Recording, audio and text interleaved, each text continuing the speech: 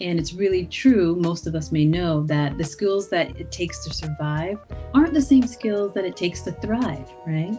So I've later shed that Pollyanna approach and really get to show up as who I am, regardless of how the backdrop changes, right?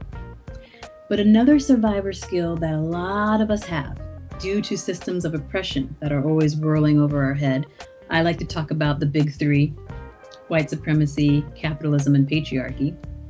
Those are the three I usually center. But a survivor skill that a lot of us have picked up is here in this system that tells us we're not enough, we have to prove something, our life doesn't matter.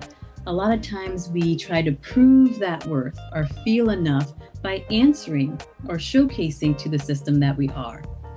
So some of us ceaselessly strive via academics and get all the degrees to show the oppressive system that I know enough, even though you called me stupid. Some of us might self-soothe because we're so impacted. Maybe that's where addictions come from. And some of us, because we're so angry, we stay in a state of rage and we're always zagging when everyone else is zigging. We're always pushing back, right? And pushback is required. But if that's all we know how to do, we're still controlled by the system, right? Let me tell a story that might illuminate this a little better. So my daughter's 3. She's 3.5 now. She has a friend that's been her ride or die in daycare ever since they were like maybe 6 months old. And we were going to his birthday party. We didn't get our stuff together to get this kid a present beforehand. So we stop at the little store, on our way out. And there's some Legos, there's a basketball hoop, and there's some G.I. Joe stuff. And I'm like, oh, I'll get Sage this basketball hoop. Now Sage is a little black boy.